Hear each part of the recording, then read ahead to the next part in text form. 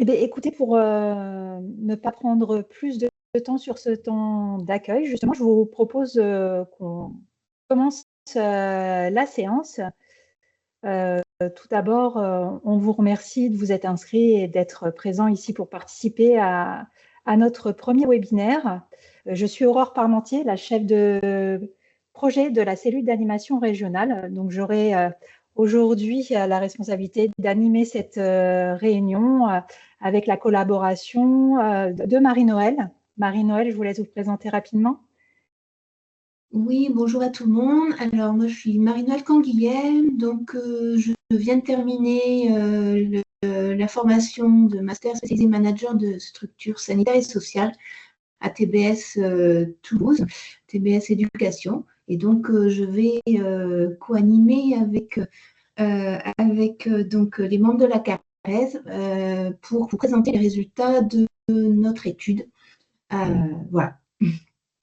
Merci beaucoup Marie-Noël pour cette introduction. Alors juste, je sais que certains ont déjà entendu les quelques règles de fonctionnement pour cette séance. Je vais quand même prendre le temps de le rappeler. Alors premier petit point, sous ce format webinaire, sachez que la séance est enregistrée, fera l'objet d'une mise en ligne et sera consultable en replay notamment. Un article, un lien d'accès sera publié sur notre site internet. Ça, c'est la première chose. Ensuite, pour le bon déroulement de la séance, nous, ce qu'on vous invite à faire, c'est vraiment de veiller à bien désactiver vos micros. L'équipe de la CARESP est présente et prendra en compte vos commentaires et vos suggestions qu'on vous demande de rédiger ou de faire figurer dans le chat, la messagerie instantanée de Teams. Voilà. Les éléments que vous pourrez soulever seront relevés et on prendra le temps d'en échanger avec vous en fin de séance, là encore en fonction du déroulé de la présentation et justement du temps imparti qu'il nous restera.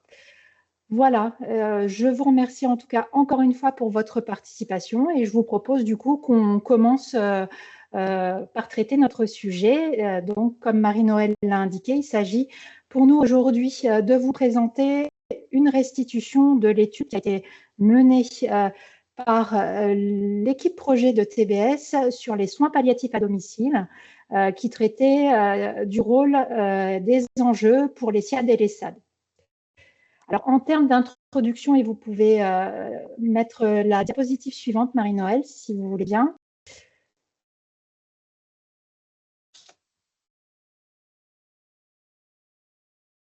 Alors, voilà, en termes d'introduction, ce qu'on peut vous dire, c'est que fin 2024, alors que la CARESP était en plein pilotage de son diagnostic territorial sur les soins palliatifs, nous avons eu l'occasion d'être sollicités par l'équipe d'étudiants de TBS Éducation qui a exprimé un souhait de travailler avec nous sur la thématique des soins palliatifs à domicile dans le cadre notamment de leur formation en gestion de projet. Alors, nous avons effectivement choisi du coup de collaborer avec l'équipe projet de TPRS dont Marie-Noël a fait partie. Et cette collaboration nous a permis vraiment d'enrichir notre démarche de diagnostic en offrant un focus spécifique sur le domicile. Aujourd'hui, ce webinaire a un objectif clair. C'est vraiment pour nous l'idée de partager ce que cette étude nous a appris. Et concrètement, qu'est-ce qu'on va aborder avec vous aujourd'hui? On va revenir sur les enseignements clés de l'enquête, qualitative et quantitative.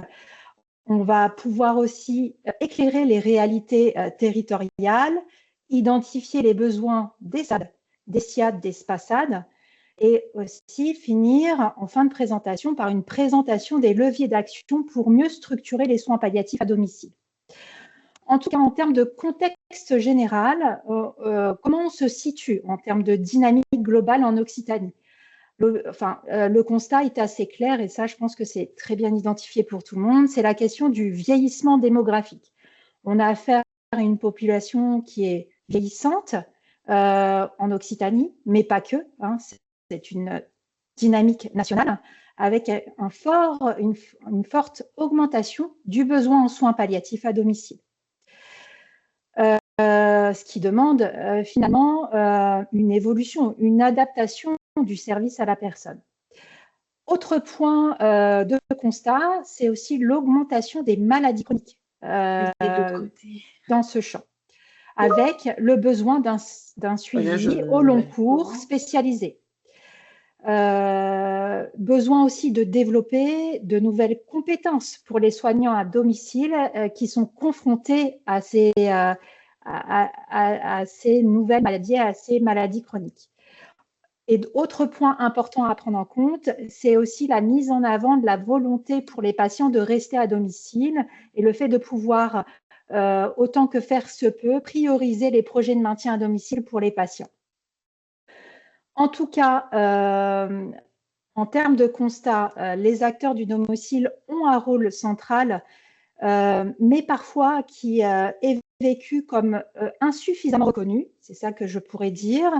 Et un autre constat qui a pu très vite se révéler, c'est le besoin d'investir une démarche de diagnostic territorial, en tout cas à notre niveau, plus précis sur les acteurs du domicile, sur les acteurs du premier recours, pour mieux comprendre les enjeux auxquels ils sont confrontés dans ce parcours soins palliatifs. On peut passer à la diapositive suivante. Alors, un petit rappel pour vous permettre d'identifier voilà, les distinctions, le périmètre d'intervention pour les SAD, les SIAD et les SPASAD. Un service, le SAD, donc service d'aide à domicile. Le SAD a pour mission d'aider aux actes de la vie quotidienne, mais aussi, pas seulement, tient vraiment un rôle clé dans la veille et l'alerte qu'il peut porter sur la situation des usagers, des patients à domicile. Ils assurent une présence quotidienne et parfois vécue en effet comme peu reconnue, en tout cas dans le parcours des soins palliatifs. Concernant les SIAD, le service de soins infirmiers à domicile, donc ils assurent les soins infirmiers, les soins d'hygiène, la surveillance. Alors, ils peuvent être confrontés au quotidien dans leur réalité à des réelles tensions en ressources humaines, des amplitudes territoriales très élevées en termes de couverture à assurer. Et en tout cas, sont positionnés comme pouvant tenir un rôle majeur concernant l'accompagnement des patients en fin de vie. Les SPASAD, services polyvalents d'aide et de soins à domicile. Alors, les SPASAD, c'est une fusion, un rassemblement des services d'aide à domicile et des SIAD qui permettent d'avoir une approche intégrée de la prise en charge et du parcours patient à domicile pour mieux, on va dire, assurer la continuité du parcours. Le SPASAD apparaît comme un modèle pertinent, mais qui reste encore une organisation peu identifiée sur le territoire. Pour finir sur cette introduction, quelques éléments sur le cadre législatif et territorial, mais là de façon très synthétique. Moi, ce qu'on peut retenir de cette diapositive, c'est de juste vous sensibiliser sur le fait que le cadre législatif concernant les soins palliatifs est encore en évolution. Alors, il y a des points d'ancrage qui ont été posés, notamment depuis 1999. Mais vous le savez, dans l'actualité, cette législation évolue et voilà, on reste encore suspendu au projet de loi fin de vie, voilà, pour avoir un petit peu ce que ça va donner en termes de décision. En tout cas, le champ des soins palliatifs est amené à se développer, mais aussi à aménager son cadre en fonction des nouvelles dispositions législatives qui seront établies et diffusées. Alors, je vous laisse la main, du coup, Marie-Noëlle, pour prendre la suite. C'est à vous. Alors, donc, pour entrer dans le cœur de notre étude, donc, nous sommes partis d'une question simple qui était la suivante. Donc, quels sont les besoins des acteurs du domicile, SAD et SIAD, lorsqu'ils interviennent dans des situations de soins palliatifs? L'objectif était vraiment de comprendre la réalité vécue par les SAD et les SIAD, d'identifier leurs freins, leurs ressources et leurs besoins, et puis de proposer des pistes d'action qui soient réalistes et adaptées au territoire. Donc, notre étude n'évalue pas du tout les structures, elle vise vraiment à écouter, à comprendre, à valoriser et à éclairer les pratiques. Donc, Donc, au niveau de la méthodologie que nous avons adoptée pour cette étude, elle a été en 2 temps. Tout d'abord, nous avons choisi une démarche qualitative avec des entretiens approfondis auprès des professionnels que je vous détaillerai en suivant. Puis après, on a fait une phase quantitative de cette étude avec un questionnaire diffusé régionalement par mail que vous avez peut-être reçu et répondu. Donc, cette double approche nous a permis non seulement de comprendre finement vos réalités, mais aussi de mesurer leur portée sur un échantillon plus large. Donc, plus en détail, au niveau de l'approche qualitative, donc première étape, donc, elle s'est appuyée sur 20 entretiens menés auprès de différents professionnels, aides à domicile de SAD, aides-soignants, de SIAD, responsables de secteur, infirmiers coordinateurs, cadres de santé, infirmières libérales, mais aussi bénévoles, médecins et auprès d'une représentante de l'ARS. Cette diversité pour nous était primordiale pour avoir à la fois des points de vue de terrain, mais aussi des points de vue de coordination, d'organisation et de régulation. Et d'ailleurs, l'une des paroles qui résume vraiment l'importance pour nous de questionner tous ces acteurs, c'est la suivante, c'est que un acteur a dit « on voit les situations chacun par un petit bout, mais jamais en même temps, ou rarement ». D'où donc l'importance de questionner ces différents acteurs. Et donc, pour ce faire, nous avons établi 3 questionnaires d'entretien validés par la CARES et puis par notre professeur de TBS.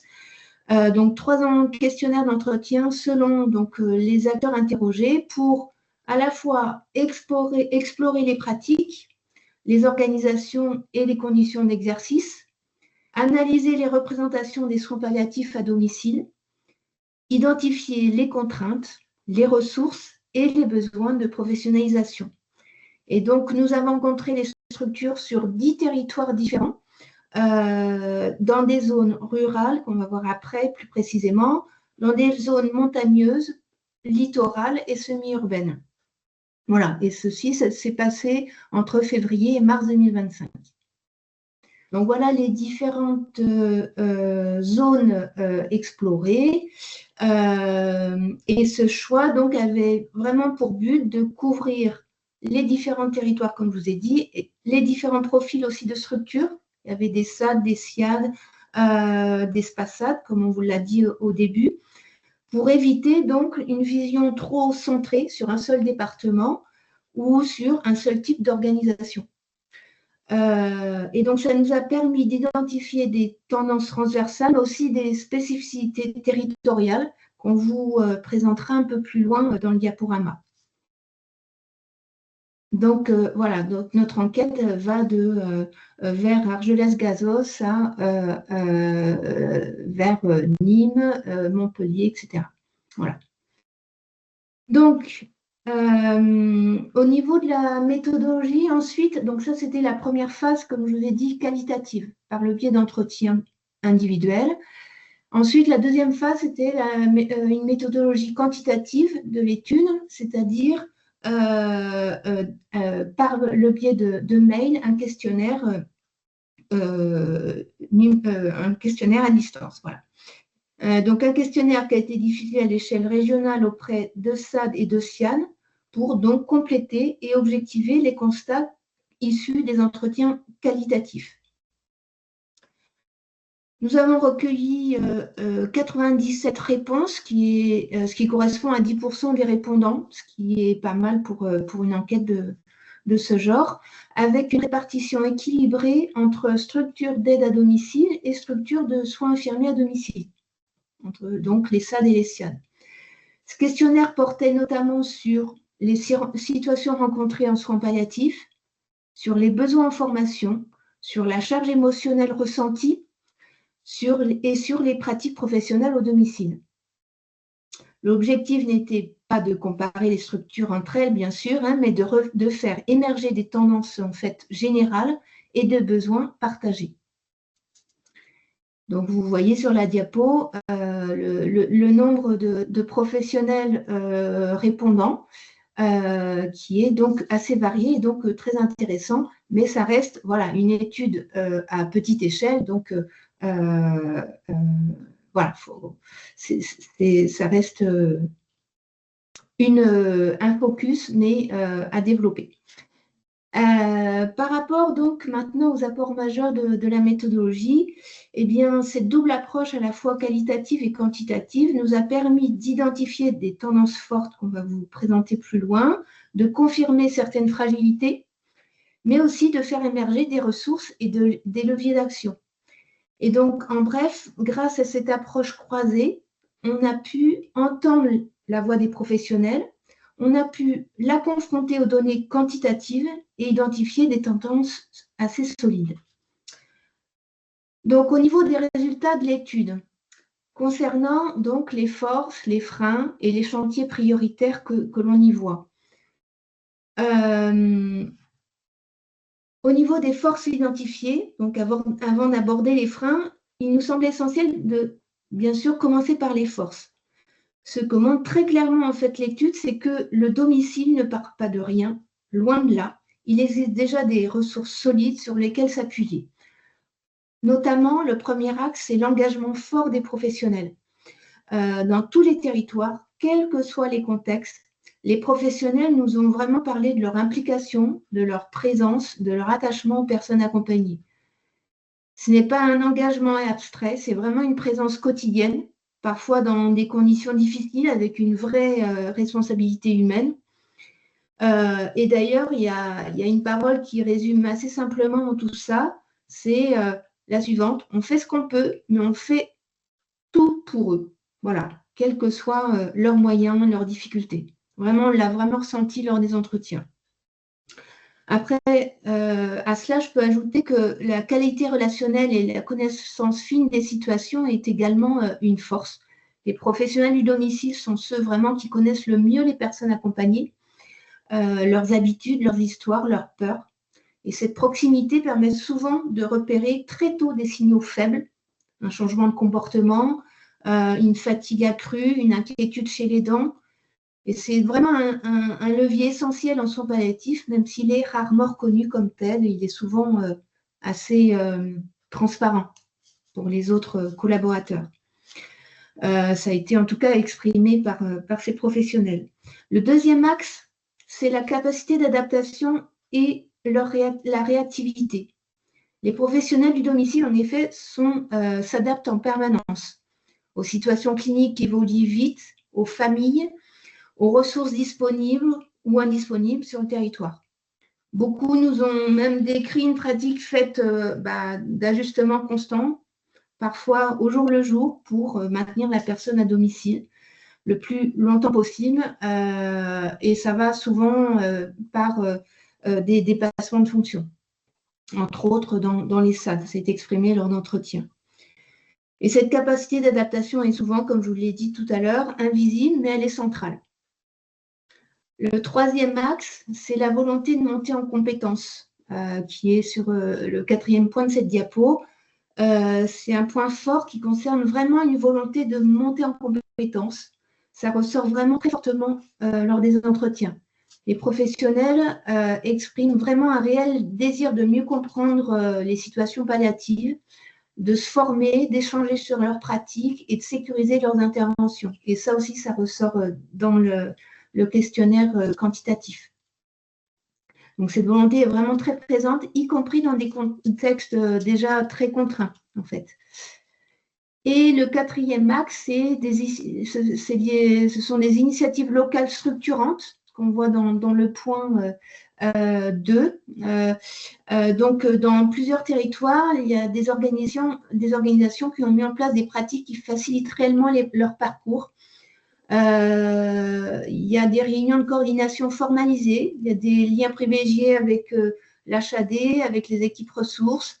Il y a même des places fléchées en SIAD dans un territoire. Il y a des copiles territoriaux actifs. Il y a des groupes d'analyse de pratiques et de supervision collective dans certains départements. Puis il y a des bénévoles d'accompagnement mobilisés et reconnus qui renforcent vraiment l'accompagnement des patients et de leurs proches. Donc, ces initiatives montrent que lorsqu'un cadre existe, les pratiques gagnent en fluidité et en sécurité pour les professionnels comme pour les patients et les familles. Donc, ce sont des expériences locales très intéressantes qui constituent de véritables points d'appui pour penser, il nous semble, une structuration plus large. Au niveau des freins identifiés, il y a 3 freins structurants qui ressortent très nettement, qu'on va voir dans les différentes diapos suivantes. C'est l'hétérogénéité des pratiques, la reconnaissance et les contraintes organisationnelles et territoriales. Concernant, donc, si on prend point par point, les ressources humaines sous tension, premier frein, que vous connaissez pour l'auditoire, beaucoup, je pense, c'est sous-effectif chronique dans les SAD et SIAD, des difficultés de recrutement, un turnover élevé, de faible attractivité des métiers du domicile, une charge émotionnelle très forte, particulièrement chez les infirmiers coordinateurs, avec un score qu'on a repéré à 8,2 sur 10 en moyenne, une absentéisme et fatigue persistant, renforcée par la gestion de vastes territoires. Donc, c'est un impact important qui est le risque d'épuisement professionnel, une fragilité des parcours de soins et une perte de continuité. Le deuxième frein, c'est la coordination trop informelle et réactive, que j'ai un peu évoqué juste avant, qui est disparate selon les territoires. Donc, la coordination entre acteurs, SAD, SIAD, infirmiers libéraux, HAD, DAC, reposant donc sur les relations personnelles, très souvent, une absence d'outils numériques interopérables qui va donc qui se fait par des échanges par téléphone, papier, mail non sécurisés, etc. On en reparlera tout à l'heure. Une mobilisation tardive des ressources spécialisées, HAD, EMCP, SP, en situation de crise. Le DMP aussi très peu utilisé, ce qui correspond à des obstacles techniques et un manque de formation. Et donc, perte d'informations et des inégalités territoriales. Le troisième point, c'est la reconnaissance insuffisante du rôle des SAD et SIAD que j'ai un peu évoqué. Leur rôle quotidien est essentiel, comme je l'ai dit, mais encore invisible dans les décisions territoriales. Ils sont peu intégrés aux COPIL, aux réunions de coordination, aux projets stratégiques. Il y a un travail du quotidien sous-valorisé dans les bilans institutionnels, un sentiment d'exclusion fréquemment exprimé avec des paroles très fortes qu'on a pu relever lors des entretiens, comme par exemple donc, les décisions se prennent ailleurs ou on est la dernière roue de la charrette. Donc ça a pour impact une démotivation potentielle, une perte d'efficacité des parcours palliatifs. Et le quatrième point, c'est la formation inadaptée ou peu accessible. Des formations qui sont trop théorie, peu contextualisées, difficilement accessibles en zone rurale, un manque de remplaçants pour libérer les équipes lors des sessions de formation, une vulnérabilité des infirmiers coordinateurs en SIAD et un peu de formation interprofessionnelle entre SAD, SIAD, infirmiers libéraux et HAD. Donc l'impact là aussi, c'est des compétences inégales selon les territoires et les structures et un isolement technique et émotionnel. Le cinquième point, c'est au niveau des freins identifiés, ce sont les contraintes territoriales fortes, ruralité, montagne, enclavement, même si ce point-là n'a pas été relevé dans l'étude quantitative, mais comme je vous dis, qui était à petite échelle, malgré tout, bien évidemment, c'est ressorti énormément dans l'étude qualitative lors des entretiens, du fait des distances longues, des routes difficiles, de la météo qui peut être défavorable, de la faiblesse des transports publics, de l'absence d'intervention le week-end dans certains réseaux ruraux, faute de financement, de surcharge logistique non compensée financièrement, entre autres les distances entre les patients, la coordination plus complexe dans les zones reculées, et donc l'impact, c'est l'accès inégal aux soins palliatifs et le risque accru de rupture. Et enfin, le sixième point, c'est le faible soutien structuré aux aidants, donc qui est un rôle central, non compensé, le rôle central des aidants, non compensé par une offre de répit ou de soutien psychologique, une rupture brutale après le décès, on en reparlera après, avec une absence de suivi de deuil formalisé, un besoin important de groupes de parole, d'information, d'accompagnement émotionnel. Et donc, l'impact, c'est l'épuisement des aidants, les risques psychosociaux et une charge supplémentaire pour les équipes. Tout ça, on le reverra un peu plus loin. Donc, concernant le zoom que l'on peut faire sur les outils et les communications maintenant, et la communication maintenant, c'est que les outils constituent un des freins les plus transversaux qu'on a repérés. Aujourd'hui, beaucoup d'équipes fonctionnent avec ce qu'elles ont, c'est-à-dire téléphone, messages vocaux, cahiers au domicile, WhatsApp. L'un des verbatims, c'est-à-dire des paroles relevées qui alimente cet élément, c'est la suivante, c'est on fait au plus simple. On s'appelle, on se laisse des messages, mais ce n'est pas très sûr. WhatsApp, c'est ce qu'on a, mais ce n'est pas adapté. Voilà, donc l'absence d'un outil sécurisé, c'est vraiment partagé par les répondants et ça rend donc la coordination difficile, ça augmente la charge mentale et puis ça ralentit l'anticipation des prises en charge. Concernant les freins en lien avec les aidants, donc, comme on l'a dit, qui ont un rôle central mais fragile. Donc, dans cette diapositive, on met en lumière un point qui est ressorti de manière très forte des entretiens, c'est la place centrale qu'ils occupent dans les soins palliatifs à domicile. Les professionnels nous l'ont tous dit, sans les aidants, l'accompagnement à domicile serait très souvent impossible. Et là aussi, une parole qui résume ça, c'est « sans les familles, on ne pourrait pas faire le quart de ce qu'on fait ». Mais cette place centrale s'accompagne d'une forte vulnérabilité, c'est la fatigue, la charge émotionnelle, l'inquiétude permanente et la difficulté à comprendre l'évolution des situations. Donc, cette diapo vise vraiment à rappeler une chose essentielle, c'est qu'on ne peut pas faire sans les aidants, c'est qu'ils sont indispensables, mais ils sont fragiles. Et donc, il y a à penser pour mieux les accompagner dans ce sens. Donc là aussi, on insiste sur ça. Ça prolonge ce qu'on vient de voir en mettant en lumière les limites actuelles de l'accompagnement des aidants telles qu'elles sont exprimées par les professionnels. On n'a pas rencontré d'aidants, mais c'est vraiment ce qui est remonté des entretiens avec les professionnels et de l'étude quantitative. Donc les professionnels nous ont parlé d'un manque de repères pour orienter les familles, de difficultés à anticiper certaines situations complexes et surtout d'un vide très marqué après le décès. Et l'une des paroles qui résume bien ce sentiment, c'est « après, on ne sait pas à qui les orienter » après le décès. Donc, cette diapo ne vise pas du tout à juger, bien sûr, les pratiques existantes, mais à montrer que malgré la bonne volonté des équipes qu'on a évoquées fortement auparavant, il existe aujourd'hui un manque vraiment de structuration dans l'accompagnement des aidants, notamment dans les moments les plus sensibles. Maintenant, on arrive sur le zoom des besoins de formation qui a été recensé.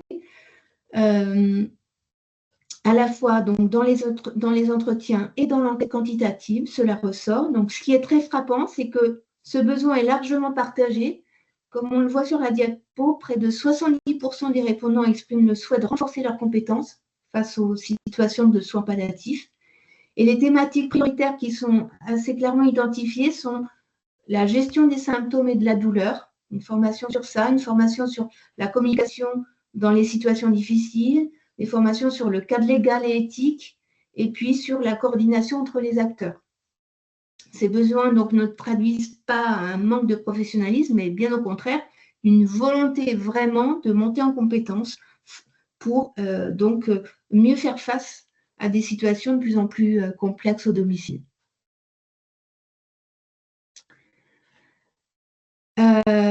Donc maintenant, donc pour poursuivre donc sur les besoins de formation,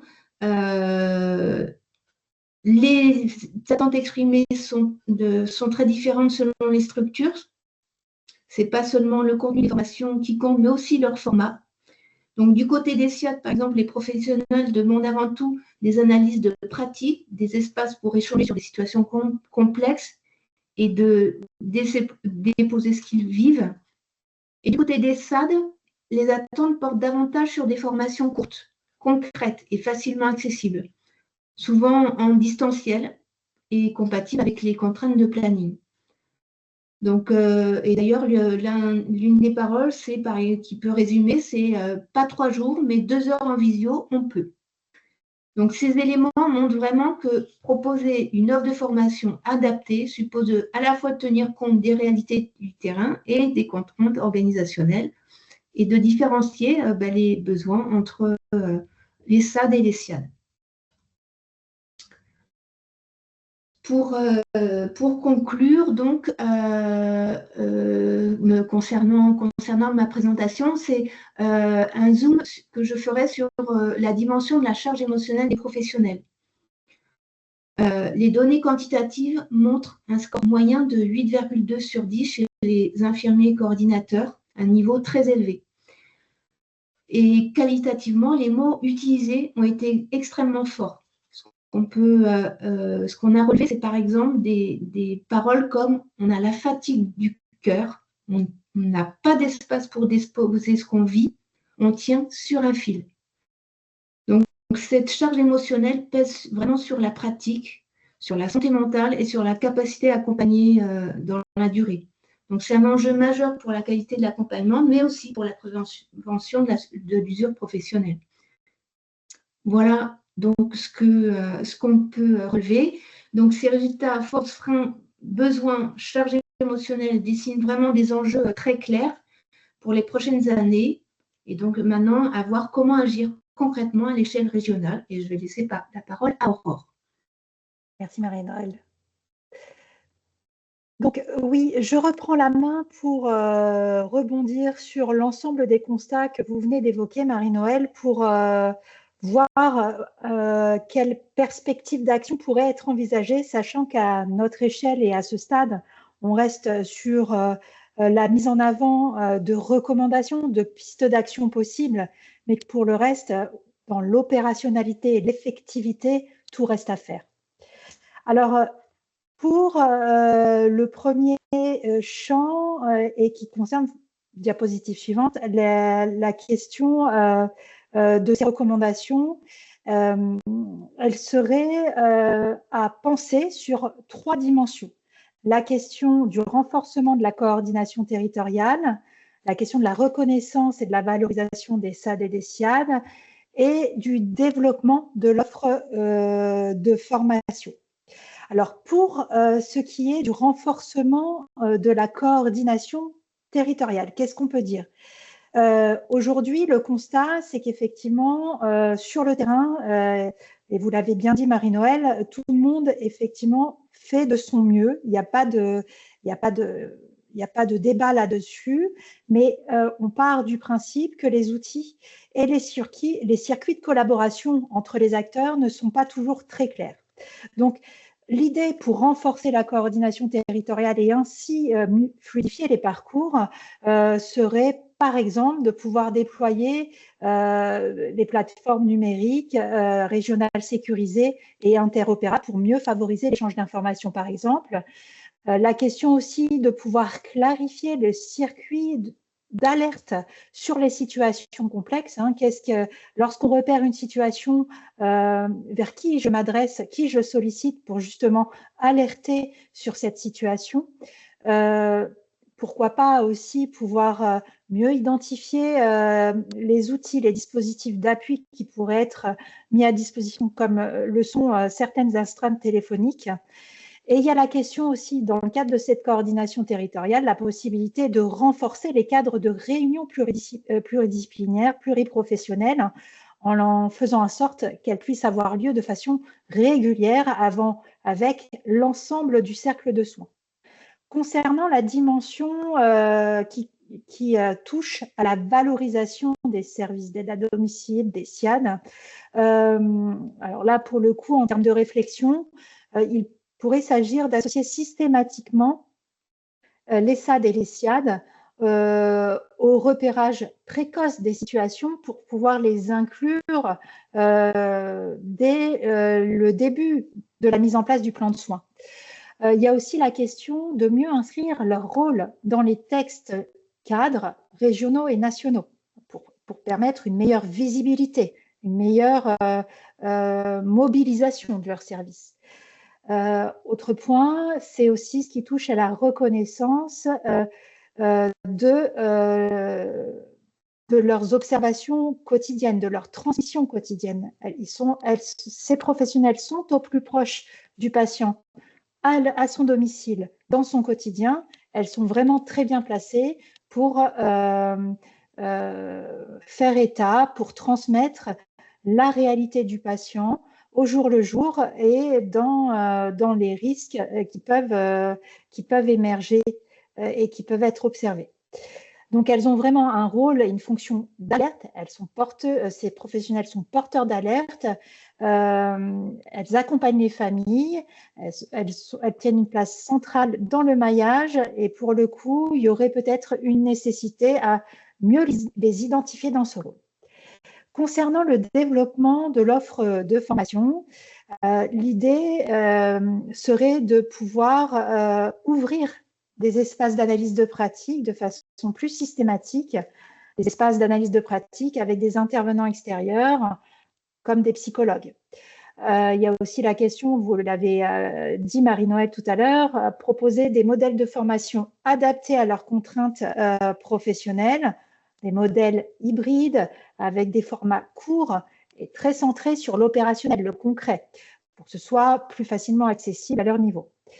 D'autres points, c'est aussi la façon dont on structure, on construit ces plans de formation, des thématiques peut-être à plus développer, tout ce qui est en lien par exemple avec le repérage, la question de la douleur, la complexité aussi, l'accompagnement des situations complexes, des thématiques comme l'éthique, les enjeux relationnels entre les soignants, les familles, l'accompagnement des aidants, on en a parlé tout à l'heure, et tout ce qui est en lien avec la dynamique de coordination des situations entre les professionnels, et enfin des formations ciblées sur l'usage des outils numériques. On peut passer à la diapositive suivante. D'autres pistes d'action sont à considérer sur des thématiques plus larges. Et là, je vais parler de la question du soutien qu'on apporte aux professionnels pour prévenir la souffrance émotionnelle. Autre thématique, la question des outils, comment on fait pour mieux outiller ces professionnels pour leur permettre de mieux accompagner les aidants. Et enfin, la prise en compte des contraintes territoriales. Concernant le soutien des professionnels et la prévention de la souffrance émotionnelle, là encore, et ça rejoint ce qu'on vient d'évoquer, la création d'espaces de parole et de supervision réguliers, c'est un dispositif qui pourrait s'avérer aidant, en tout cas dans la systématisation qu'on pourrait faire. Il y a aussi la question de pouvoir faciliter le suivi psychologique pour les professionnels les plus exposés. Alors là, on ne parle pas forcément d'accès à des groupes d'analyse de la pratique en équipe, entre pairs, mais là, on parle bien plus peut-être de l'accompagnement un peu plus individualisé des professionnels qui seraient repérés comme en plus grande difficulté face à certaines situations ou certains contextes. L'autre point pour soutenir ces professionnels, ce serait aussi d'avoir une meilleure formalisation et planification de ces dispositifs pour les rendre plus accessibles. Importance aussi de pouvoir s'appuyer sur des professionnels experts extérieurs, des intervenants extérieurs bien formés et en bonne connaissance de la réalité du quotidien de ces professionnels et surtout voir comment ces dispositifs de soutien qui pourraient être mis en place impactent la qualité de vie au travail et le bien-être au travail. En tout cas, il y a aussi un autre point qu'il faut pouvoir aborder et se permettre, c'est la question de comment on fait pour renforcer les moyens humains et matériels, parce que effectivement, au-delà du soutien psychologique ou de l'appui qu'on peut apporter à ces professionnels, les moyens, la réalité matérielle a un impact sur ce quotidien, sur cette réalité professionnelle, et c'est important de pouvoir se poser la question. Sur la dimension de l'accompagnement des aidants. Alors, l'idée, ce serait de mieux soutenir les SAD, les SIAD, ou en tout cas les services dédiés au maintien à domicile, dans le repérage des relais qu'ils peuvent mobiliser justement pour accompagner les aidants, notamment après le décès. Il y a d'autres éléments comme pouvoir être plus en capacité, les aider à être plus en capacité d'orienter les aidants, surtout dans l'accompagnement du deuil. Là encore, il s'agit de bien repérer les ressources disponibles pour être en capacité de diriger les aidants qui en ont besoin vers la bonne ressource. Il faut aussi veiller à renforcer les coopérations professionnelles, les coopérations entre professionnels et bénévoles, pour inscrire l'accompagnement des aidants dans la durée et la continuité. Et enfin, intégrer les dispositifs dans les parcours de soins, c'est-à-dire qu'en fait, ne pas attendre le point de rupture pour proposer à l'aidant d'être accompagné pour que cet accompagnement, encore une fois, puisse être instauré tout au long du parcours de l'usager et du patient, et pas seulement au moment de la fin de vie ou du décès. Question pour là rebondir sur la question de la prise en compte des contraintes territoriales. Pour le coup, encore une fois, je vais aborder la question des moyens pour permettre à ces professionnels de mieux couvrir le territoire. Il s'agit aussi de se poser la question des financements, des moyens humains et logistiques qui leur sont alloués. Voilà, ce qui leur permet grandement d'ajuster leur capacité à intervenir et à couvrir les territoires.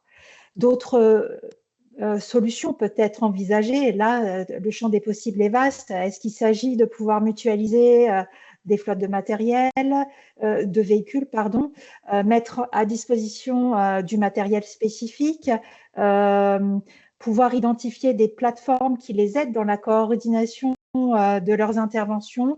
Tout ça, ce sont des hypothèses ou des choses à creuser. Autre chose, et ça, il faut qu'on puisse le dire, c'est aussi, il semble aussi important de pouvoir intégrer ces structures dans les espaces de concertation territoriaux qui se mettent en place pour qu'elles puissent participer à la structuration du parcours et qu'elles puissent être pleinement intégrées à l'articulation, à la dynamique d'articulation qui se fait entre les acteurs de soins palliatifs sur chaque territoire. En conclusion, ce que je peux dire, c'est que finalement, cette étude montre que les équipes de terrain portées par les SAD et les SIAD sont très engagées sur le parcours soins palliatifs. Toutefois, ce qu'on perçoit, c'est des organisations hétérogènes, sous tension, et aussi qui ont besoin de mieux se coordonner avec les ressources existantes et aussi qui ont besoin d'être mieux reconnues dans le rôle qu'elles ont à tenir. Il y a 3 grandes priorités qui ressortent très très clairement de cette étude. C'est vraiment cette idée de renforcer la coordination territoriale, une coordination territoriale qui doit reposer sur un meilleur outillage des équipes de professionnels.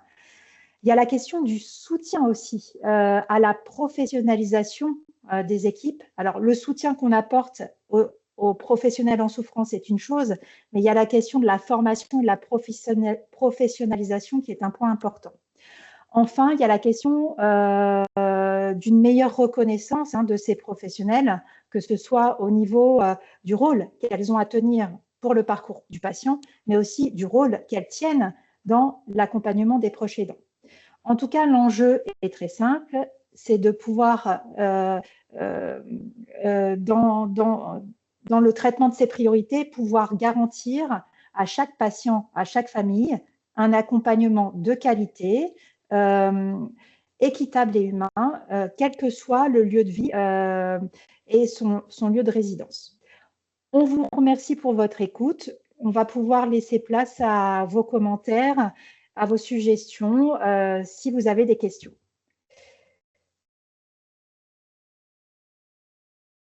Alors, je ne sais pas, je vais peut-être laisser la main pour le coup en backup à mes collègues pour qu'ils nous aident à repérer les éventuels commentaires ou questions qu'il faudrait aborder.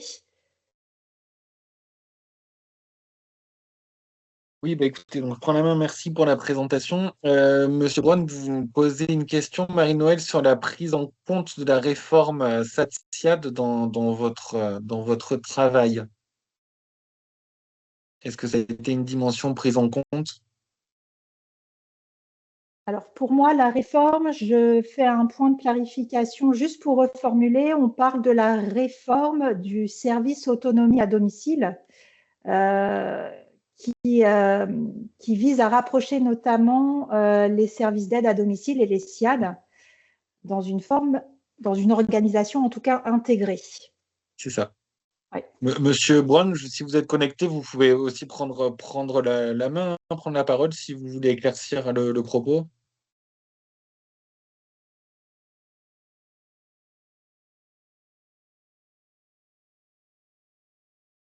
C'est ça. Oui, oui, c'est bien cette réforme qui joint les deux services SAD-SIAD. Est-ce que ça a été une dimension prise en compte dans votre travail? Alors oui, ça a été pris en compte, mais à minima, parce que c'est encore peu développé, en fait.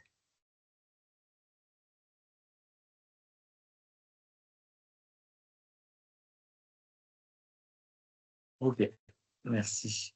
Est-ce que d'autres personnes avaient des questions, des remarques? Obligatoire au 1er janvier.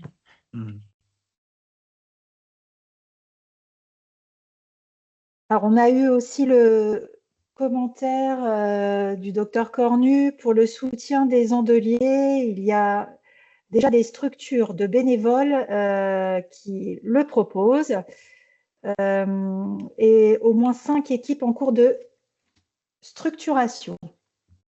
N'hésitez pas à compléter.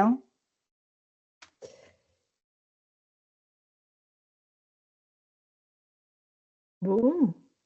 Écoutez, s'il n'y a pas d'autres réactions ou de commentaires spécifiques, moi, je vais peut-être passer juste sur un petit point d'information rapide. Si Marie-Noël, vous pouvez passer à la slide suivante. Juste avant de déconnecter, c'est l'occasion pour nous de vous parler du programme de webinaire que la cellule compte tend à mettre en place dès l'année 2026 sur la thématique du parcours patient en soins palliatifs.